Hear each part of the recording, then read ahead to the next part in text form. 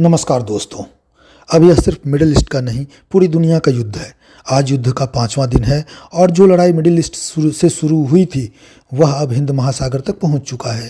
तेल रुक चुका है, हजारों फ्लाइट्स रद्द हो चुकी है, देश दो हिस्सों में बंट चुके हैं और दुनिया टकराव की दिशा में बढ़ रहा है। दोस्तों, वीडियो के अंत तक जरूर बने रहिए। चैनल को सब्सक्राइब कर लीजिए क्योंकि आपका एक सब्सक्रिप्शन हमें मोटिवेशन देता है इसी तरह की बेहतरीन जानकारी लेके आने के लिए। वीडियो को लाइक कर दीजिए और अपने दोस्तों के साथ शेयर कर दीजिए क्योंकि आपका एक शेयर किसी को इन्फॉर्मेशन अच्छा दे सकता है। आज मैं आपको 10 ऐसे अपडेट बताने जा रहा हूं जो शायद मेन स्ट्रीम मीडिया भी पूरी तरह नहीं बता रहा। ध्यान से सुनिए क्योंकि इसका असर आपके पेट्रोल के दाम से लेकर आपकी नौकरी तक पर आ सकता है। पहला, अमेरिकी पनडुब्बी ने ईरानी युद्धपोत को डुबोया।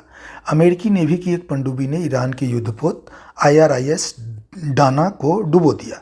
लोकेशन श्रीलंका के तट से 40 नॉटिकल माइल दूर, यानी अब यह हिंद महासागर क्षेत्र तक पहुंच चुका है। 32 क्रू मेंबर्स को पानी से बाहर निकाला गया। अब यह सिर्फ मिडिल ईस्ट का टकराव नहीं रहा, यह समुद्री शक्ति का सीधा मुकाबला बनता जा रहा है। साइप्रस में ब्रिटिश एयरवेज पर हमला। ईरानी ड्रोन ने साइप्रस में मौजूदा एक ब्रिटिश RAF बेस पर हमला किया। ब्रिटेन अब सीधे इस युद्ध की चपेट में है। जब नाटो देशों पर हमला होने लगे तो हालात तेजी से बिगड़ते हैं। इराक ने तेल उत्पादन रोका। इराक अपने सबसे बड़े ऑयल फील्ड बंद कर रहा है क्योंकि स्ट्रेट ऑफ हॉर्मुज़ बंद है। 20% दुनिया का तेल इसी रास्ते से गुजरता है। इराक रोज लगभग 40 लाख बैरल तेल बनाता है, लेकिन अब निर्यात का रास्ता बंद है।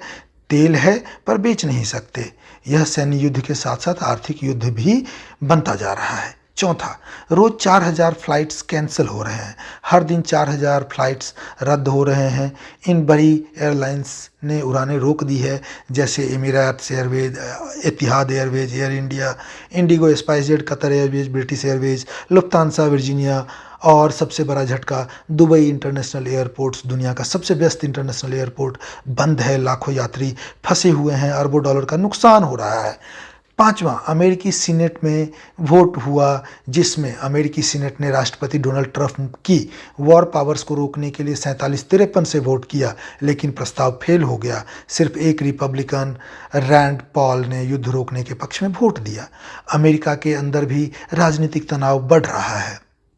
इजराइल चुनाव आगे बढ़ रहा है। प्रधानमंत्री बेंजामिन नेतन्याहू ने चुनाव जून-जुलाई 2026 में शिफ्ट करने की तैयारी शुरू कर दी है। युद्ध अब रणनीति को भी बदल रहा है।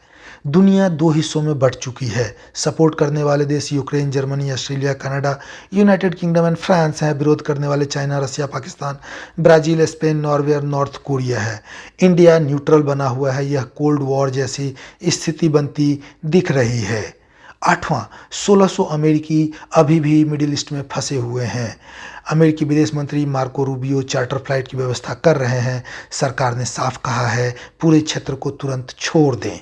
नौवां, ईरान के अंदर हालात बहुत ही खराब होता जा रहा है। बैंकों ने कैश निकासी सीमित कर दी है।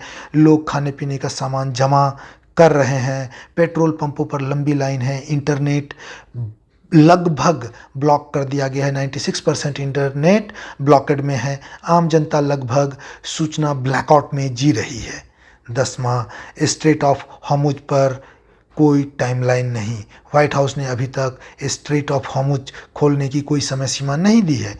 20% दुनिया का तेल वहीं से आता है। कोई टाइमलाइन नहीं, यानी पेट्रोल डीजल महंगा, सब कुछ प्रभावित होगा। आज युद्ध का 5वां दिन है। कुछ लोग कह रहे हैं 4-5 हफ्तों में स्थिति संभल जाएगी, लेकिन कई विश्लेषक कह रहे हैं कम से कम 90 दिन। यह सिर्फ एक क्षेत्रीय युद्ध नहीं रहा, यह वैश्विक टकराव का दिशा दे रहा है, उसी दिशा में बढ़ रहा है।